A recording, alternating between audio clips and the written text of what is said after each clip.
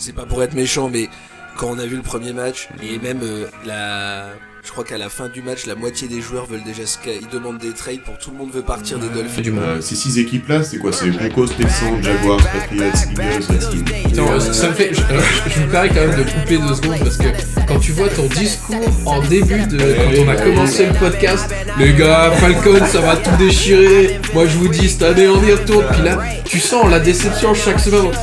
Moi, Kirk Cousin avec le peur cette semaine. Tu le sens pas cette Face semaine. aux Cowboys en prime time game.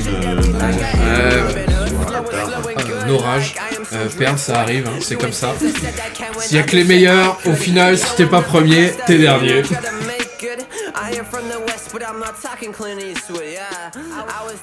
Et salut à tous les fanatics et bienvenue dans ce tout dernier épisode de la saison avec pour la première fois nos tronches en vidéo, j'ai envie de dire. C'est vrai, ça va être compliqué. C'est une grande première, avec un setup de fortune, avec des connaissances en tournage très très faibles, et donc ne nous jugez pas là-dessus, voilà.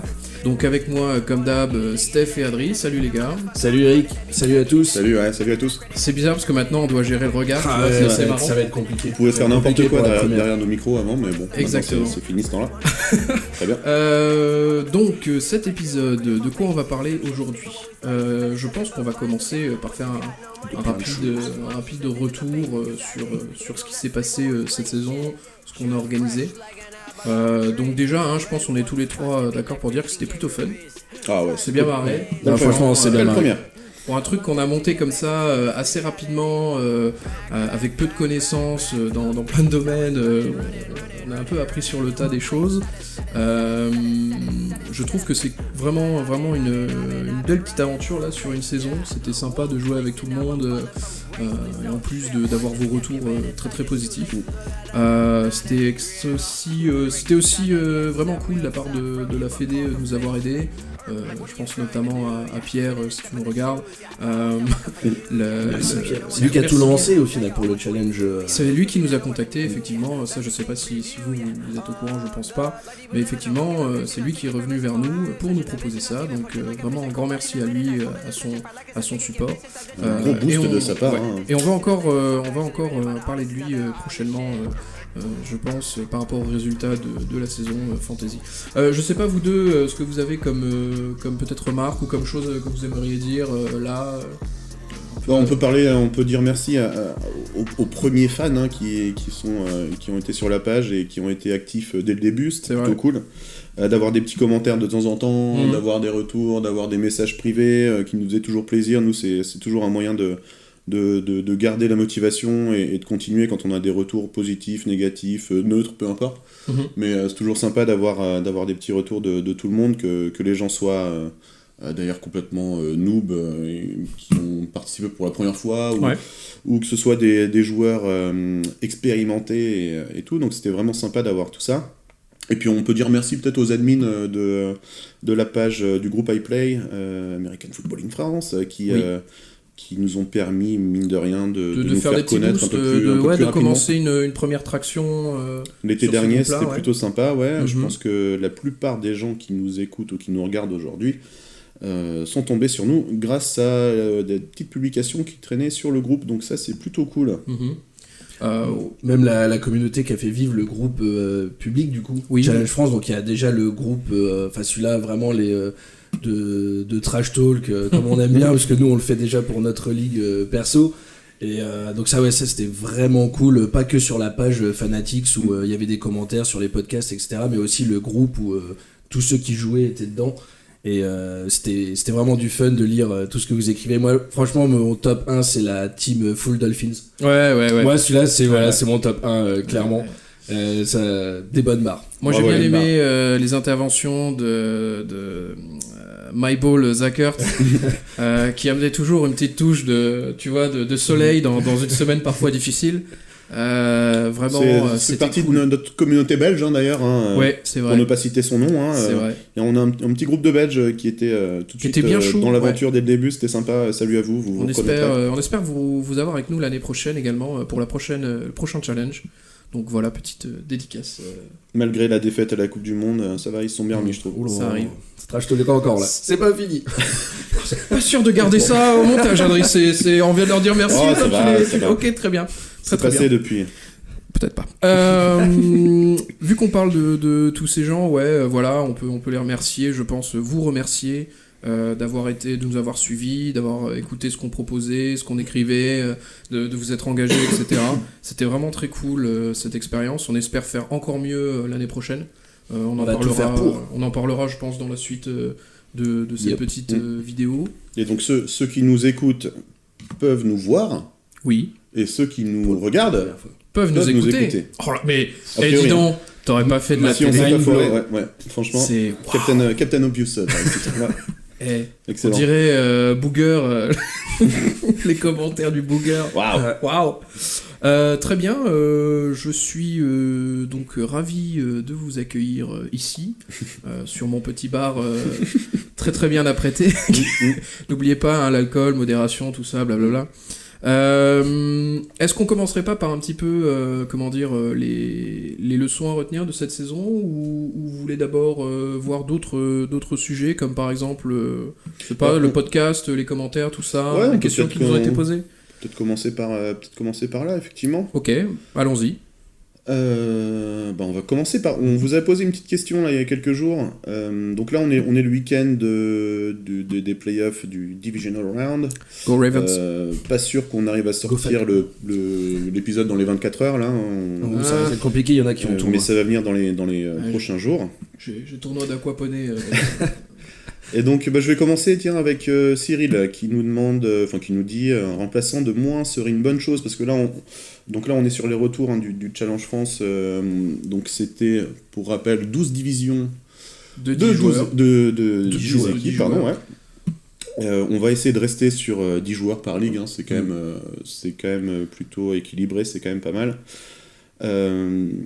Et qui nous dit, donc pour l'an prochain, je serai pour garder les mêmes ligues dans le même format, donc format standard et non PPR, on le rappelle. Running back et receveur en flex uniquement, il trouve ça pas mal, je pense, effectivement. On avait un autre point qui aimerait, c'est Alain qui aimerait rajouter les tight ends en flex. Pourquoi pas?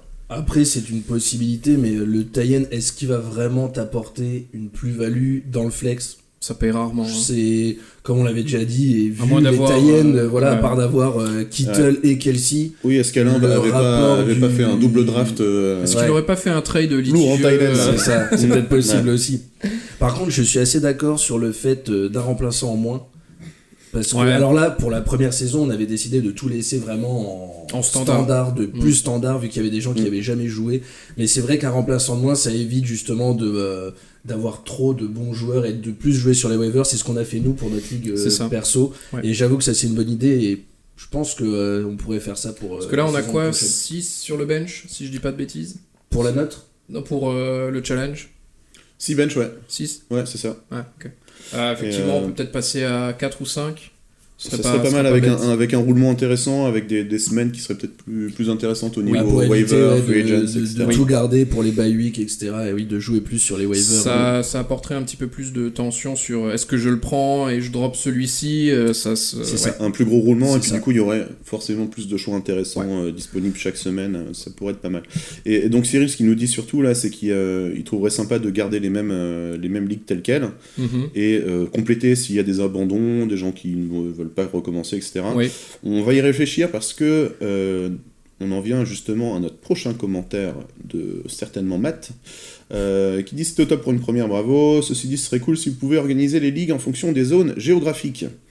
Effectivement, on va y réfléchir. On y avait déjà pensé en fait cette saison.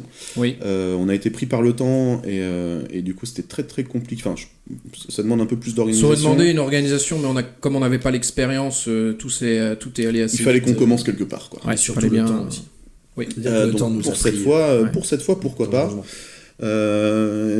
Effectivement, pourquoi pas faire une petite zone, faire un petit championnat par zone géographique. On pourrait avoir une ou plusieurs divisions en Paris ou Île-de-France. On pourrait avoir une zone, je sais pas, Grand Est, Nord, Sud, etc. On pourrait découper la France en zones géographiques. Ouais. Ça ajouterait un petit quelque chose de sympa, je pense, c'est vrai que c'est fun de se rencontrer en live et de pouvoir discuter ou trash talk clairement avec ceux qui sont dans la même ligue. Après, c'est vrai que c'est intéressant aussi du point de vue du Cyril, je trouve, c'est de garder les mêmes. Parce que du coup, c'est la revanche, quoi. C'est la même saison que. Après, il y a plusieurs. Je pense qu'il y a plusieurs façons de voir le truc. C'est soit de se dire, on fait en mode revanche, donc on garde les mêmes ligues. Soit on vous propose un truc où les meilleurs se retrouvent avec les meilleurs et ceux intermédiaires. C'est aussi éventuellement un truc auquel on pourrait réfléchir. Ça serait pas mal pour ceux qui regarderont la vidéo, peut-être de mettre dans les commentaires ou quoi. De toute façon, on remettra aussi. Voilà, qu'on en discute tous ensemble. Voilà, qu'on en discute tous ensemble. Je pense que c'est sympa de. Nous, ce qui nous intéresse, c'est de faire en sorte que vous vous amusiez le plus possible. Donc après. On fera ça d'une manière démocratique au possible. Effectivement. Pour autant que faire se peut, oui. Ouais, je suis tout à fait d'accord. De voter, des suggestions, etc. De toute façon, on essaiera d'en prendre compte. On peut en prendre compte aussi. C'est pas impossible. Le plus possible, quoi. Très bien.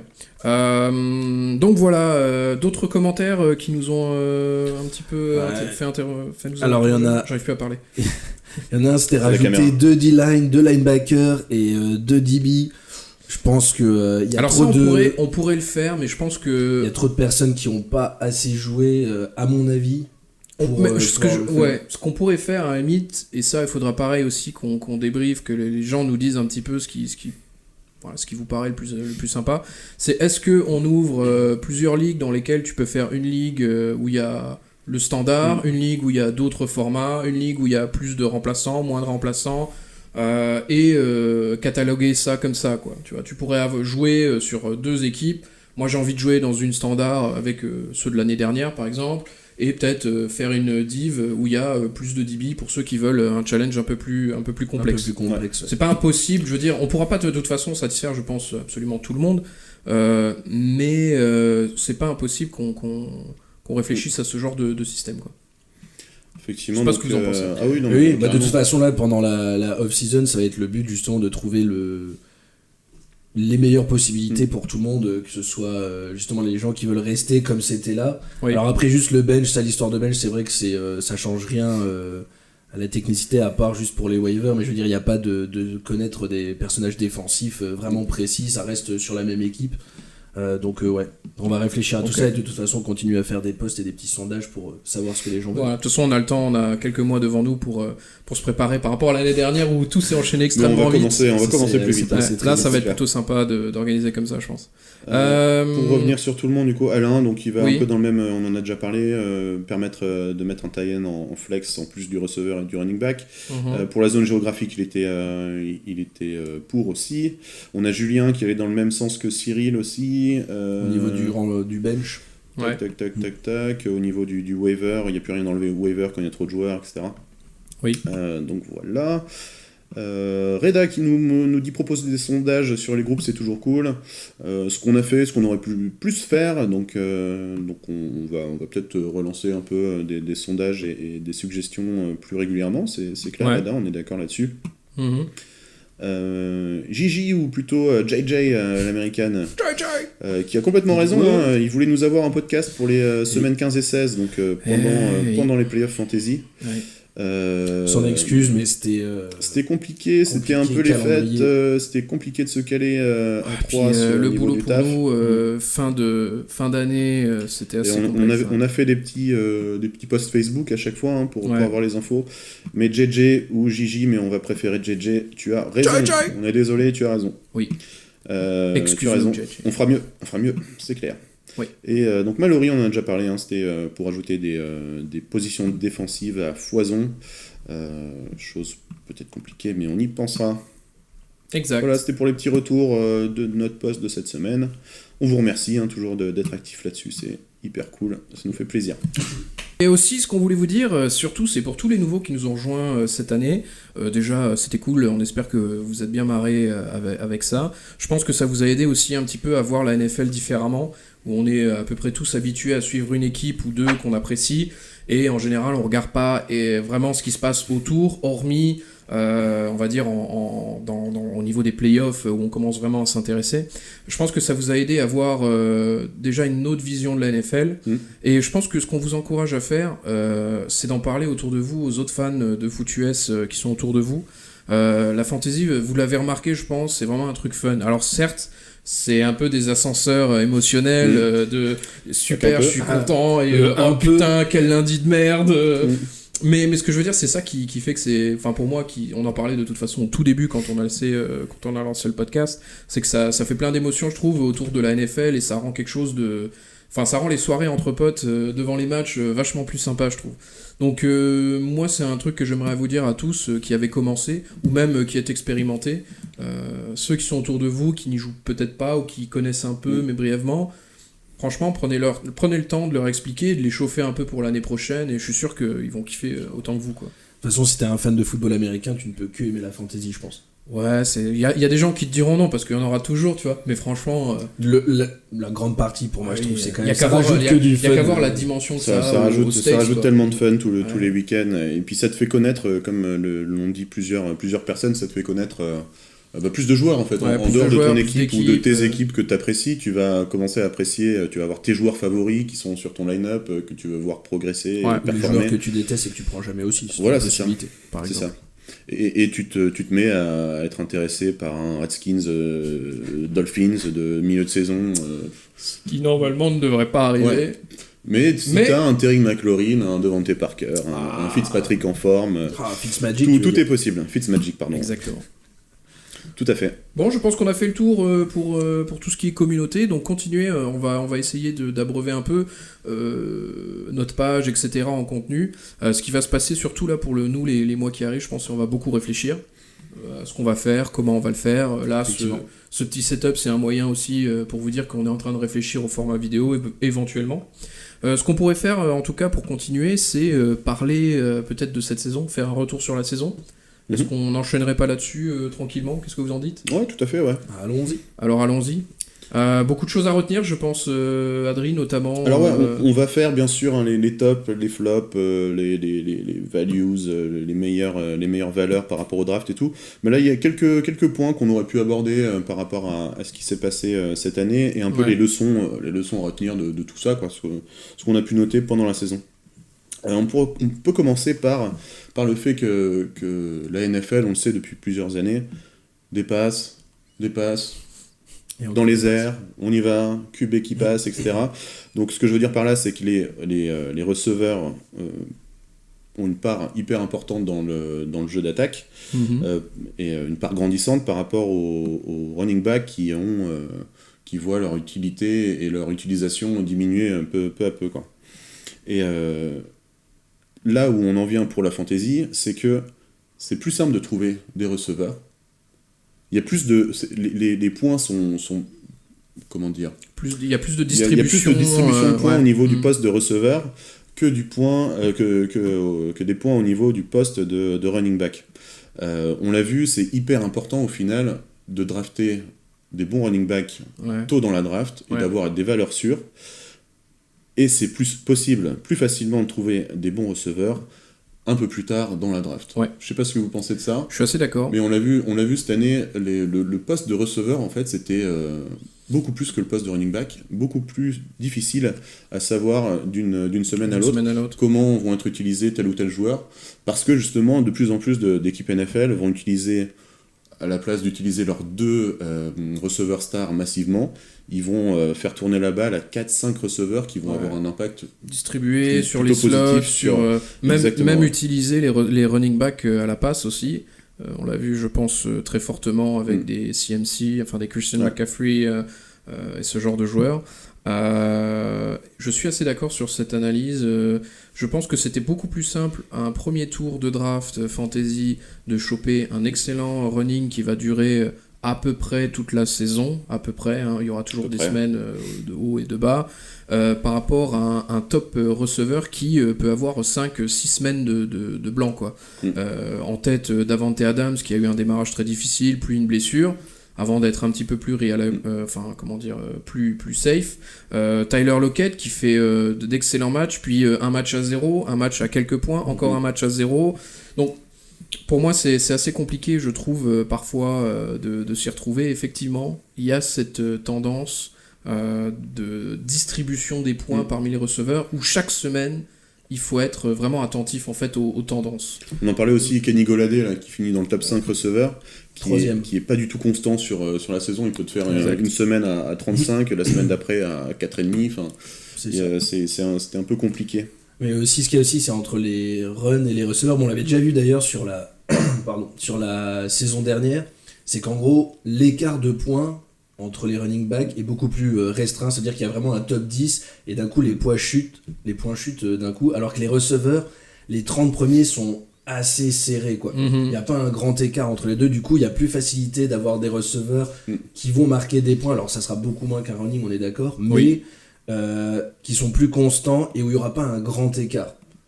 Je suis d'accord. Et d'ailleurs, pour enchaîner là-dessus, on pourrait se demander si ce serait pas intéressant, à la place d'avoir seulement deux positions classiques receveurs, en ajouter une, en avoir 3. Ça te fait un line-up classique. Je sais qu'il y a des ligues qui sont comme ça. Un QB, 2 running back, 3 receveurs, une position flex, et puis la défense, kicker, etc. C'est vrai que ça serait pas bête. Mais en fait, il y a tellement de distribution de points que ça peut être intéressant de faire jouer 3 receveurs fixes, on va dire, dans un line-up de fantasy, quoi. Je suis assez d'accord. Fantasy. Mais bon, ça on pourra en reparler, mais ça fera peut-être partie des propositions qu'on pourra proposer pour la prochaine saison du challenge. Je suis tout à fait d'accord. Et donc on va enchaîner avec un autre sujet, peut-être les QB là. Ouais, bah écoute, il y a quand même une tendance qui s'est dégagée cette année aussi. On a la tendance des QB qui courent, des QB qui courent et qui servent, qui sont hyper utiles en fantasy, bien sûr. On peut parler de Lamar Jackson, Josh Allen. Kyler Murray qui grâce à ses stats de rushing est dans le top 10, quoi. Sinon il n'y serait pas du tout. Il a très peu de... Un petit peu de Sean Watson aussi. Ouais, de Sean Watson carrément. Patrick. Attends, j'ai le... Tom Brady. Ah, j'étais pas prêt pour ça. J'ai tout ça. Bon, après, sans être forcément dans le détail, je pense qu'on a tous un bon souvenir, mais je crois que Adri, tu seras assez d'accord pour dire que ceux qui avaient drafté Lamar ont eu quand même un petit avantage. Le best deal ever, quoi, cette année. Mais j'en suis bien content. Numéro 1 par rapport à toute position confondue. Ça, c'est quand même assez ouf. Ouais. Ça, c'est quand même pas mal. Est-ce que c'est vraiment ouf pour une équipe aussi talentueuse?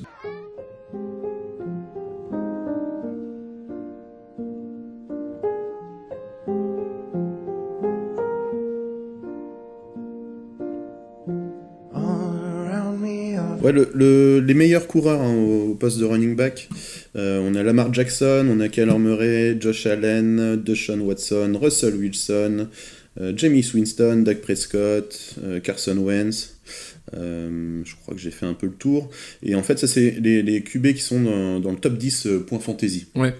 Dans ce top 10-là, il y a seulement 2 QB qui ne sont pas les 10 meilleurs rushers au poste de QB. Okay. C'est Matt Ryan et Patrick Mahomes. Ouais. Voilà. Donc en fait, ça veut dire quoi? Ça veut dire qu'en ce moment, pour être dans le top 10, il faut absolument il faut courir. C'est mieux. On pourrait dire que la tendance montre que c'est pas mal de savoir courir pour être un top 10 QB fantasy. Russell était avant le seul vraiment à... il faisait pas des runs pareils que Lamar et Kyler Murray, mais c'était le seul qui tentait quand même parmi les autres. Bon, après, il y avait RG Free, aussi. Il y avait Griffin, mais voilà ce que ça lui a apporté. Pour comparer, il y a 10 ans, le seul QB qui était dans le top 10 des rushers QB, c'était Aaron Rodgers. Oula. Sérieux? Tous les autres, ils étaient après la 17ème place au poste de... Parce que la dernière fois qu'on a vu ça, c'est quand t'avais un Michael Vick, mais il était à peu près seul, je pense, à ce moment-là. C'était à peu près le seul, ouais, je pense. Ouais. Et effectivement, Russell Wilson, RG Free, Cam Newton un petit peu, mais lui aussi, pas rapide, quoi. Ouais, c'est pas le plus rapide. Moins rapide. C'est juste qu'il était costaud, donc sur la ligne des 1, ça lui permettait de faire des TD, des trucs comme ça. Effectivement. Ok. On va enchaîner avec le fait qu'il faut arrêter de vous exciter sur les QB trop tôt dans la draft, tout simplement. Patrick Mahomes, il a été pris en moyenne fin du premier round. Et on l'avait dit, moi je l'avais dit, il coûte beaucoup trop cher. Beaucoup trop cher. Il a été hypé. Pareil, on peut parler de Baker Mayfield, des QB qui sont partis beaucoup trop tôt, alors qu'un Lamar Jackson était encore disponible au 9, 10, 11e round. Pareil pour un Josh Allen, un Ryan Tannehill, bien sûr, qui était. Celui-là, fallait même pas drafté d'ailleurs. Ça, fallait le voir venir. Mais au final, voilà, ça c'est un exemple type. C'est, tu vois, Tannehill, au final, tu le prenais à partir de la semaine 6, même pas pendant la draft. Le mec était là, tout seul, disponible. De toute façon, je pense que personne l'a drafté. Vraiment, Josh Allen non plus. Je suis sûr qu'il y a très peu de personnes qui ont drafté Josh Allen. Très peu de personnes ont dû drafter Josh Allen. Voilà, c'est ça. Donc il y a toujours de la place pour un QB au final. Il faut pas. De toute façon, on l'a expliqué.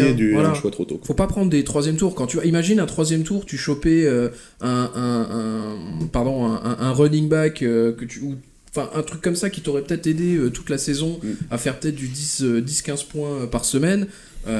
C'est quand même beaucoup plus valuable, on va dire, que Patrick Mahomes. C'est sûr.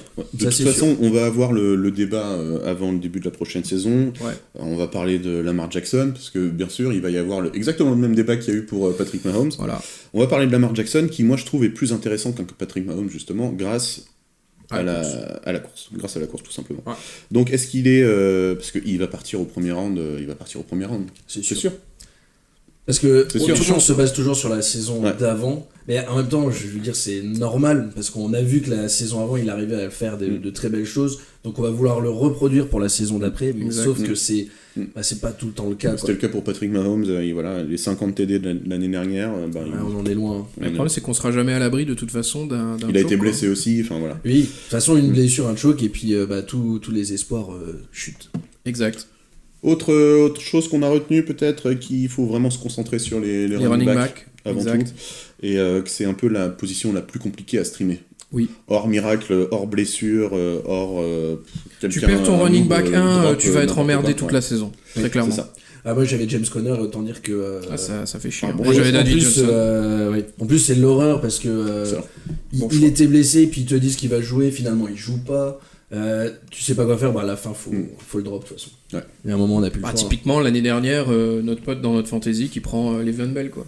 Effectivement. Hold out. Là ça c'est le... Et on l'a pas vu. First round. En plus c'était son tout premier choix draft. Et il était premier, c'était la catastrophe. Tout à fait d'accord. Dernière chose très importante aussi, je trouve, c'est les changements de situation d'une équipe à l'autre, d'un coach à l'autre, d'un joueur à l'autre. C'est quoi les exemples les plus marquants là ? On peut parler de Le'Veon Bell qui derrière une ligne offensive solide. Solide à Pittsburgh, se retrouve dans un système aux Jets. Et ça c'est un peu l'effet Adam Gase d'ailleurs, parce que Adam Gase, on peut en parler, il a un peu muselé Devante Parker l'année dernière à Miami. Tannehill aussi qui pouvait pas jouer à cause de lui. Kenyon Drake, en fait, tous ces joueurs là que j'avais. Les joueurs qu'il a eu, en fait, il n'aime pas le football, je pense. Ça va pas du tout. Donc voilà, les changements de situation, on peut parler d'un Kenyon Drake qui était inintéressant du côté des invisible du côté des Dolphins, qui arrive pour remplacer plus ou moins David Johnson du côté des Cards. Et il fait quoi ? Il fait 30 points à sa première sortie, un truc comme ça. Il a gagné des championships pour quelques équipes fantasy, c'est sûr. Devante Parker, écoute, pareil, il se retrouve à jouer avec Fitzmagic, il met un max de points. Ryan Tannehill qui passe donc devant Mariota, qui passe des Dolphins aux Titans. Et là pareil, il explose chez les Titans dans une situation qui est nickel pour lui. C'est ça. Et OBJ, à l'inverse, particulier. Alors on se souvient de la hype des Browns cette off-season. On disait alors attends, OBJ qui met déjà des points fantasy avec un Eli Manning qui lui balance les ballons, qu'est-ce que ça va être avec Baker Mayfield chez les Browns ? Et de la merde. Et au final, c'est Landry qui a fait le plus de points, je pense, avec Baker. Et puis de toute façon, aucune connexion sur le terrain. Mm. Gros choke de Freddie Kitchens et de tous les Browns. Voilà. Donc c'était pour vous dire que on peut pas prendre les performances d'un joueur d'une année X et l'année prochaine changement de situation, changement d'équipe, changement de coach, on peut pas s'attendre à ce que ce soit le même joueur ou en tout cas la même production quoi. Antonio Brown aussi. J'ai vu qu'il on l'avait pas noté. N'en parlons pas. Je voulais juste retourner. C'est un souvenir douloureux pour Adri, c'est pour ça il voulait pas en parler. J'aurais une petite stat d'Antonio Brown pour après. Super. Nice. Voilà. Pas mal, je pense, ces petits retours, je pense...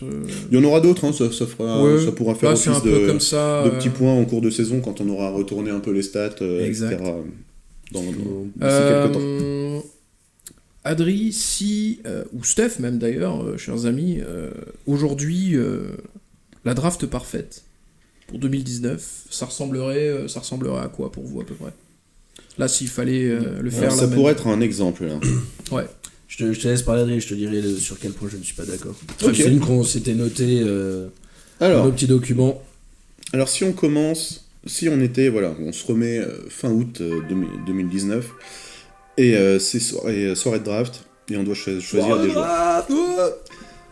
Premier round. Bon, là, il faut être dans les 3 ou 4 ou 5 premiers qui choisissent quand même. Mais on prend qui ? On prend CMC, bien sûr. Je pensais Fitzpatrick. Moi. On prend CMC et surtout on évite de prendre. C'était Alvin Kamara que moi j'ai pris, donc on s'est bien parti, mais après c'était gros choc le reste de la saison presque, avec des blessures et tout. On aurait pu prendre Saquon Barkley aussi, mais c'était CMC à prendre. Ouais. Round 2. Dalvin Cook, et on commence avec 2 running backs, du coup, tout simplement. Ça comme on a dit, pour moi, c'est une évidence de commencer avec deux runs. Dalvin Cook. Ouais. Par contre, alors oui. Je le pensais pas aussi haut parce qu'en réalité, dans les projections de draft, il était au-delà du 10e, non ? Quoi ? Parce qu'il avait fait une saison absente l'année d'avant. Mais attends, mais justement, c'était là le vol de la draft, c'était pouvoir prendre Dalvin Cook. Non, mais c'est pour ça. Non, mais je suis pas. Putain, c'est parce que c'est un Vikes, tu vois. Ah non, de toute façon, on pourra rien dire. On ne peut rien dire. Très bien. Dalvin Cook. Dalvin Cook, très bien. Oui. Dalvin Cook, effectivement, belle saison pour lui. Du coup, là, t'es sur ta draft pour l'année prochaine. Non, là, c'est la. Là, il imagine s'il fallait drafter l'année dernière. La meilleure draft possible de cette saison qui vient de finir. Non, alors moi, franchement, j'aurais pas mis Dalvin Cook direct. T'aurais pris qui ? T'aurais pris Mike Evans ? T'aurais pris Travis Kelce ? T'aurais pris. Au deuxième tour, en même temps, il y aurait pas. Moi, j'aurais pris un run, mais pas Cook. Moi, je serais plus. Avec les stats qu'on avait de 2008, je serais plus parti sur un Barkley. Ah oui, non, tu l'aurais pas eu. Au deuxième tour, tu l'aurais pas eu. Au deuxième round, tu l'aurais pas eu. D'accord. Ah oui, non. Non, je t'ai pas. C'est un travail de pro, là. Ah oui. Ok. Voilà, attention. Non, mais Cook. Si, au deuxième tour, d'accord. Meilleure valeur au deuxième tour. Troisième tour, messieurs. C'est la meilleure valeur parce que maintenant on connaît ses stats. Tu nous mets troisième tour Aaron Jones. Moi, je suis pas sûr qu'il serait parti au troisième tour. Moi, je l'ai vu partir au deuxième tour. Je l'ai vu partir au deuxième tour. Mais il aurait pu arriver en début de troisième. Maybe. S'il n'y a pas. Mais troisième tour, t'as déjà CMC Cook. J'aurais pas pris un run là. Là, moi, j'aurais pris mon premier receveur. Oui, en receveur, il y avait. T'aurais pris Antonio Brown, peut-être ?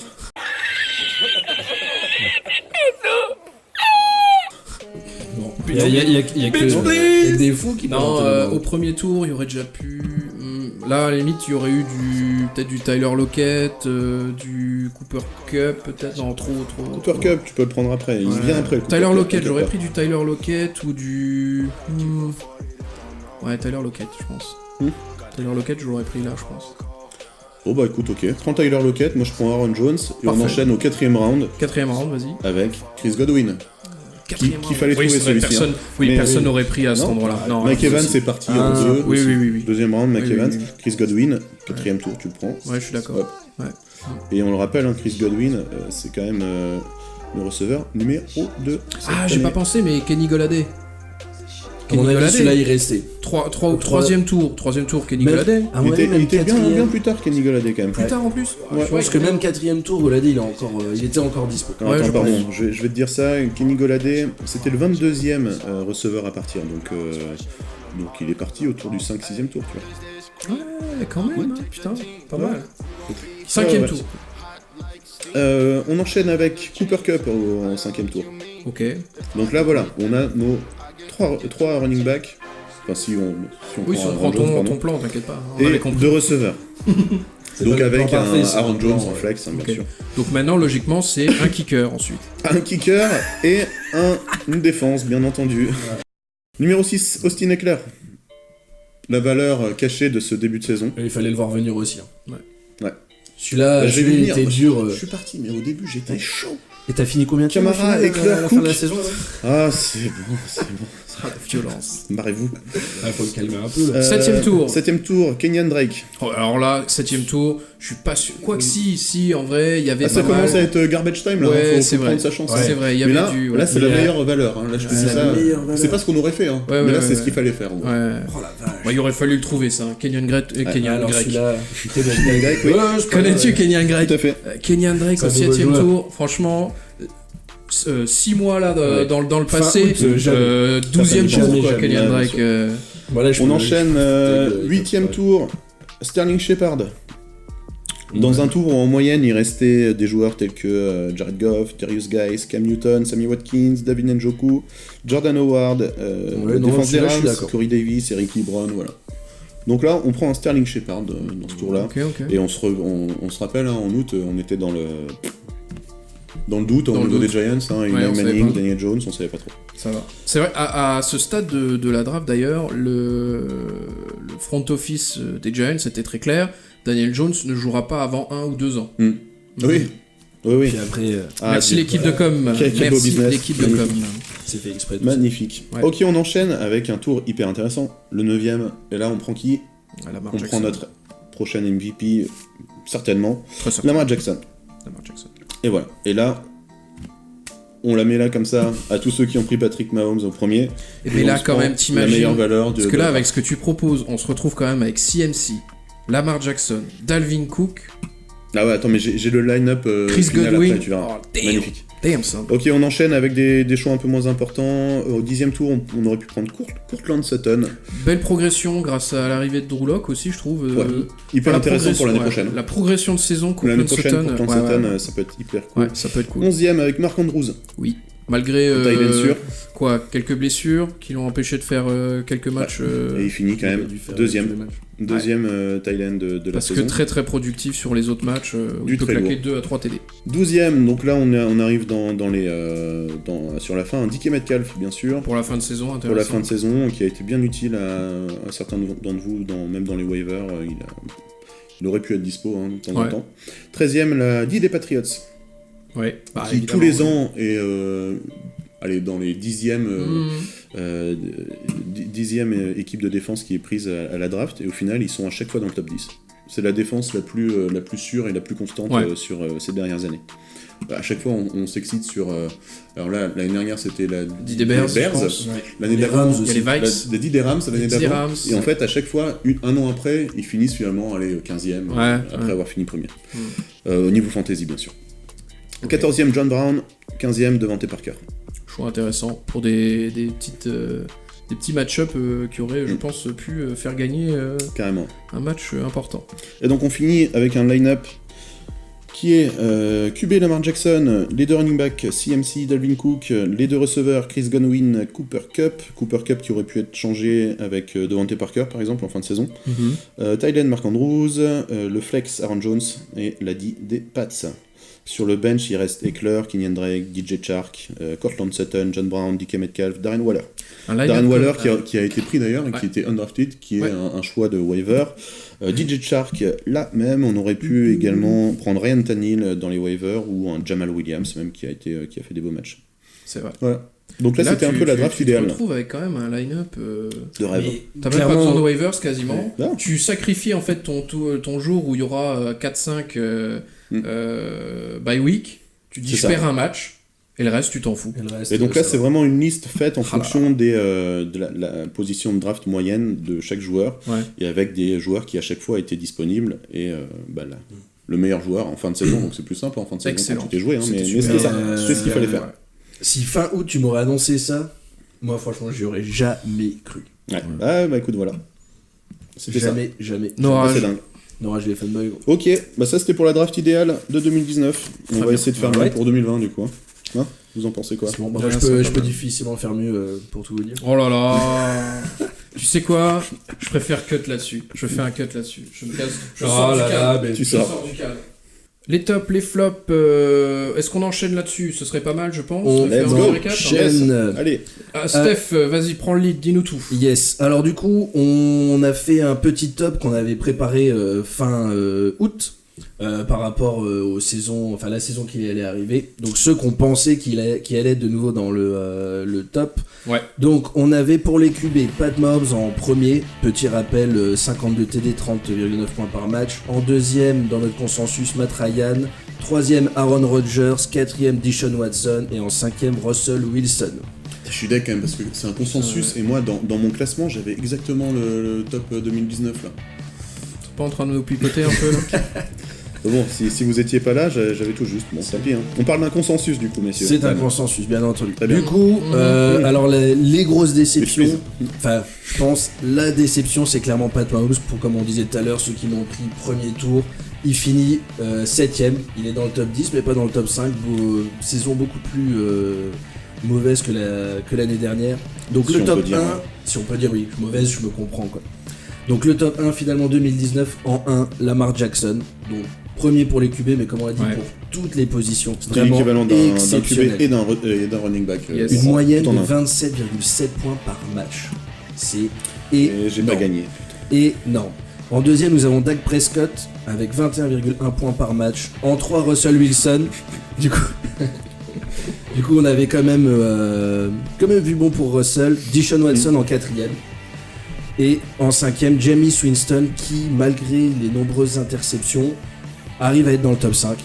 Parce que de toute façon, quand tu bourrines à force, au bout d'un moment, quelqu'un va l'attraper. Tu vas bien finir par faire des points. Il y a quelqu'un qui va l'avoir, effectivement. Et d'ailleurs, il avait 30 TD, 30 passes TD, 30 interceptions. Oui, parce que ça c'est bien. L'important, c'est l'équilibre. C'est un gars qui est très zen, très feng shui, tout ça. C'était une stat assez qu'est-ce qu'on a improbable. d'autre qui nous surprend un petit peu, qui est un petit peu la surprise Deshaun Watson et Russell Wilson. On les avait, franchement. On les avait en 3-4, ils sont. On les avait en 4-5 et ils sont 3-4, donc ça c'était pas mal.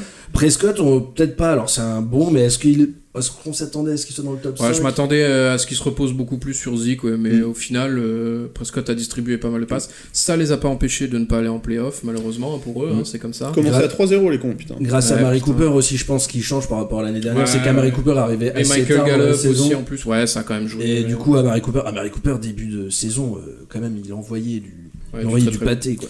Receveur ou running back pour enchaîner comme tu veux, dis-moi ce que tu veux. Running, vas-y, running. Donc notre consensus en 1, Saquon Barkley, forcément quand on a vu la saison qu'il avait fait en 2018, il finit 10ème cette saison. En 2, nous avions Zeke qui finit la 4ème, Christian McCaffrey qui était notre 3ème choix, Alvin Kamara, quand même moyenne déception, on peut pas se mentir, il finit 16ème, et alors en 5, j'ai mis le 5 et le 6ème là parce que ça c'est vraiment choc. C'est des déceptions et je pense une vraiment pour toi Eric. Donc nous avons déjà Melvin Gordon qui finit à la 25ème place des running et David Johnson. Je me rappelle de toi, c'est son année. Mais oui, ça m'énerve d'autant plus. Et en fait, il est vieux et c'est fini quoi. Ça m'énerve d'autant plus. Je suis d'accord, il faut y croire. Mais alors là, il finit 37ème sur les runs. C'est le. De toute façon, on en parle aussi dans les gros busts parce que là, c'est vrai que c'était. On s'attendait pas à ça. C'est fini pour lui aux Cardinals et à moins de trouver une équipe où il est vraiment un bon fit, il sera plus jamais drafté en premier tour. Non, ce sera plus un starter. Non. Ça m'étonne. Non. Starter peut-être, mais pas dans cette équipe en tout cas. Et pas sous cette direction. Même starter, je t'avoue. J'ai un petit doute. Donc ce qu'on retient, je pense, c'est CMC qui a tout déménagé quoi. CMC, alors là, c'est simple. Donc CMC finit premier des runs. Deuxième, Derrick Henry, qu'on n'attendait pas forcément aussi haut dans le classement. Alors que toi, t'avais vraiment un push où t'avais dit Derrick Henry, il sera pas mal. Moi, j'en suis sûr. Il a commencé diesel, mais... il a commencé doucement, mais alors après sur la fin, une fois qu'il était lancé... inarrêtable. Mais... Beast Mode, pour moi, il me fait penser à du Marshall Lynch à l'époque. C'est une stat qu'on avait sortie dans un podcast, justement, où en gros, le nombre de yards qu'il arrive à faire après le premier contact... je crois que c'était 4 ou 5 yards, ce qui est quand même pas mal. Il fait peur à tout le monde de toute façon, donc bon. Et du coup, avec son monodread là, c'est tranquille. Son étron. Il fait 2m30, bref. Oh putain. Non, sa coupe de cheveux ressemble à rien par contre. Mais du coup CMC lead complet parce que quand même la différence de points sur la saison, CMC donc est premier à 355 points et Derrick Henry deuxième à 276. Donc l'écart est juste mais bon, et on parle en standard aussi en PPR, c'est même pas bien plus en PPR. Toutes les stats qu'on donne là sont en standard. Ouais. En troisième, Aaron Jones. Donc là, l'écart se réduit. Il n'y a que 9 points d'équart en... D'équart, ouais, le fameux équart. D'équart, ouais. On n'a pas le droit à l'erreur ici. Hein. Non, jamais. Aaron Jones, d'ailleurs, qui a une moyenne de 13 portées par match seulement. Et tous ces points-là, c'est quasi grâce à ses TD, que ce soit à course ou réception. Ouais. Mais en fait, il est vachement touchdown dependent. Quoi. Oui. Et, très peu de portées par match. Ok. Mais voilà, il finit 3ème au poste de running back fantasy. C'est pas c'est propre. Belle performance. Ouais. En 4e position, nous avons Ezekiel Elliott. Bon, du coup, ça, c'est pas vraiment la surprise, quoi. Non, Ouais, on l'attendait. Et Dalvin Cook. Dalvin Cook finit en numéro 5 avec 239 points en sachant sur qu'il la a eu saison. quoi, une absence ou deux, je sais plus. Il a loupé le dernier match et en fait il y a eu 3 ou 4 matchs où il jouait pas le 4ème quart-temps ou même à partir de milieu 3ème. Donc voilà, il était pas tout le temps sur le terrain comme un CMC, même un Derrick Henry. Etc. On termine avec les wide receivers. Wide receivers. Yes, alors notre petit consensus, alors là c'est celui où on s'est le plus chier, je pense, sur notre mais consensus. Ça c'est ce qui s'est rejoint passé. ce qu'Adri disait en début. Les changements, de toute façon, il y a tout. C'était compliqué. Tout qui change. Donc DeAndre Hopkins qui nous fait une saison, on avait mis en premier choix, qui nous avait fait une saison avec 0 drop. On s'attendait à beaucoup mieux de sa part. Franchement, sa saison compliquée. Hein. Pas ouf. En 2e position, nous avions Julio Jones. 3e, Davante Adams. Tyreek Hill en 4e. Et en 5e, Juju Smith-Schuster. Alors, les déceptions, c'est notre 3, 4 et 5. Davante Adams finit 29e sur les receveurs. Tyreek Hill, 28e. Et Juju, 65e. Choke. Tous ceux qui ont pris Juju et qui se sont dit il va refaire une bonne saison. Bon, après, on s'attendait pas non plus à ce que Big Ben s'en aille, etc. Mais là, c'était franchement Juju, impossible à savoir de toute façon et à voir venir. Et du coup, en 2019, notre petit top 5, en première position, nous avons Michael Thomas. Très belle saison. Très belle saison. 225 pété points. je sais pas combien de records là. Ouais. Propre. Excellent. Effectivement. En 2e position, Chris Godwin. Donc ça, c'est clairement la surprise. Ouais, moi j'aurais vu Mike Evans ici, tu vois, plutôt. Ouais. Chris Godwin. Pas Chris Godwin, je me serais dit oui. Grosse surprise, je trouve, en position 2. Kenny Golladay également, position 3. Ouais. Bon, on en l'a dit. Moi, je trouve juste c'est avant, étonnant, d'autant plus que Stafford était quasiment pas là de la saison. Moi, c'est ça qui m'étonne le et plus. D'ailleurs, moi j'avais Golladay dans notre ligue et j'ai eu très peur au moment où Stafford est parti, justement que la production de Golladay chute. Et puis, moi j'avais le mauvais, j'avais Marvin Jones. Voilà. Bon. C'est pas l'eau. Faut miser sur les deux. Ensuite, en 4e position, nous avons Cooper Kupp. Nice. Avec 176 points. Cooper Kupp, alors moi je l'avais cette saison, il a fait début de saison, enfin moitié de saison au début, absolument génial. Et ensuite, il s'est perdu dans les targets. C'est Brian Cooks, Woods et Cooks qui ont tout pris. Et compagnie, Reynolds. Du coup, mieux à avoir en début de saison et à relâcher après. Mais sur la saison complète, il finit quand même 4e. Et en 5e, le meilleur receveur de la NFL, Julio Jones. Calmez-vous. 6 petits touchdowns seulement. Il faut quand même savoir qu'il est dans le top 5 avec 6 touchdowns du coup. Alors cette saison c'était un peu improbable. Il n'a pas marqué beaucoup de touchdowns, mais il fait énormément de yards par rapport aux autres parce qu'il est à 6 touchdowns alors que tous les autres, Michael Thomas est à 9, Chris Godwin est à 9, Kenny Golladay 11 et Cooper Kupp 10. Et il arrive à faire... être dans le top 5 avec 3 ou 4 touchdowns de moins. Étonnant. Ce qui est quand même une belle stat. Et c'est là aussi où on voit l'écart de points. Je reviens vite fait dessus entre les runs et les receveurs. C'est que le 5e run, il a 239 points dans notre top 5, alors que le numéro 1 receveur est à 225. Donc c'est là aussi quand on disait l'importance des receveurs. Et même l'écart chute beaucoup moins vite. Parce que entre Cooper Kupp et Julio Jones, il y a 1 point d'écart. Et c'est ça pour au moins les 30 premiers receveurs. Donc juste pour revenir sur le fait que c'est quand même important de prendre des runs en premier. Ok, voilà notre top, tout ça. Les flops, on en a parlé au final. Hein. Oui, après il y a OBJ. En fonction de notre. Gros bust. Juju, Antonio Brown. Antonio Brown. Il a fait un match. Adam Thielen. Grosse déception. Stephen Diggs aussi, Diggs. James Conner, Camara. Parce qu'on n'a pas trop parlé de Baker Mayfield, mais tout le monde, pareil, avait la hype. Bon, après, je dis tout le monde, clairement, je l'avais aussi pour le début des Browns, à tout début de la saison. Mais non, c'est une catastrophe. Une catastrophe, Baker Mayfield. Est-ce qu'on parle des meilleurs deals de la draft vite fait, on avait quelques bons deals, les bonnes OP, on va dire. Les bonnes OP de la draft, bonnes OP de la draft, allez-y. Bien sûr, qu'est-ce qu'on avait un obvious Lamar Jackson, oui, voilà. qui était le 11e, en moyenne, le 11e QB à avoir été sélectionné. Du côté des running backs, c'était Derrick Henry, qui était en moyenne le 21e running back à être drafté. On avait Austin Eckler aussi, 28e running back à être drafté. Ouais, quand même. Côté receveur, c'était Chris Godwin, 16e receveur à être drafté, Cooper Kupp, 19e, et Golladay, 22e. Donc voilà, c'était des joueurs, on vient de le voir, qui étaient dans le top 5 pour la plupart, et qui sont partis bien plus tard qu'ils auraient pu partir. Ouais. J'aurais aimé faire certaines de ces bonnes OP, dommage. Ouais. Est-ce qu'on se distribuerait pas 2-3 awards là On se distribue entre nous ? Bah non, enfin tu vois par rapport aux joueurs là, on pourrait se dire, mettons là s'il fallait nommer l'outsider de cette année, vous auriez qui en tête Gros outsider, on l'a pas vu venir, on l'attendait pas. Moi j'ai envie de dire Devante Parker. Devante Parker, je suis d'accord. Pour sa deuxième moitié de saison. Je suis d'accord. Sympa. Bah, moi du coup je pensais à son acolyte à Fitzmagic. Pour le fun, ouais. Bah en fait, mais même c'est que son début de saison est pas top. Et genre à la fin, il fait quand même des stats, il fait rêver Fitzmagic sur la fin, il fait des minimum 20 points par match. Et pareil, on s'y attendait pas parce que un peu son principe à lui, c'est de jouer les 6 premières semaines et après il se met sur le bench et puis il attend. Alors que là, il a joué. Il attend de signer un contrat. D'abord, il signe le contrat. Après, il fait à nouveau de la merde. Et du coup là, on s'attendait pas à le revoir jouer et surtout qu'il explose comme ça en fin de saison. Moi, je vous aurais donné Lamar Jackson simplement parce que c'est je suis d'accord. Je pense pas que les gens... J'avoue de le voir arriver premier. Moi, franchement, qu'il fasse des coins, des trucs, ok, mais moi, ce que je trouve étonnant, c'est qu'avec tout ce qu'il a couru, et puis il y va, il slide pas, c'est qu'il soit pas blessé.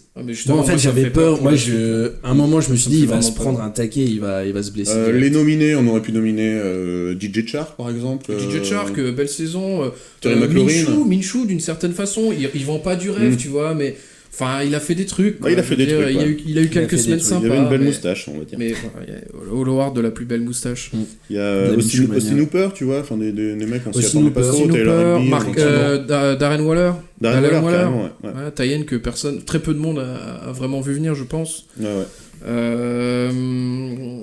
Ouais, donc ces joueurs qu'on n'a pas vu venir, et moi j'ai envie de parler même un petit award de ces joueurs qu'on n'a pas vu du tout.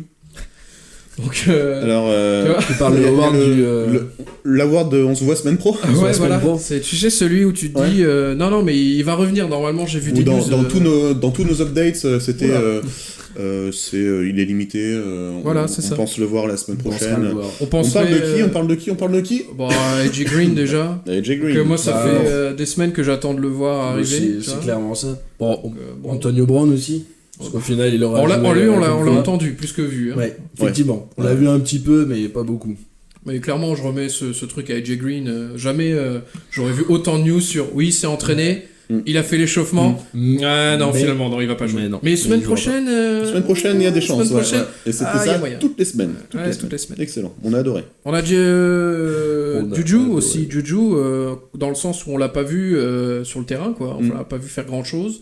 Ou alors on l'a pas vu sur le terrain tout court. Avec son acolyte James Conner d'ailleurs. Voilà. Pareil. Peut-être les 2 ou 3 premières semaines et puis après. On peut mettre la plupart des. On peut mettre tous les blessés des Steelers qu'on n'a pas vu. Bah, toute l'équipe. De toute façon, on les va pas voir non plus. Ça hate. En playoff. Trash talk un peu. Un petit award de choke. Petit award du plus gros choke. TJ Hawkinson. Putain, TJ Hawkinson, oui. TJ Hawkinson, Dropinson, Boffinson aussi. Je crois qu'on lui a donné pas mal dedans. David Bofson également. Ah putain. Pour toi. Fait chier. David Johnson, je suis d'accord. David Johnson, énorme choke. Alors que je me revois encore au bout de la 3e semaine. Non mais regardez les points qu'il fait, c'est du lourd. Puis après, il avait bien commencé quoi. Il avait bien commencé, on peut pas lui enlever ça, il a bien commencé. Il a bien commencé. Qu'est-ce qui te choque aussi Tom Brady qui te choque quand même cette année.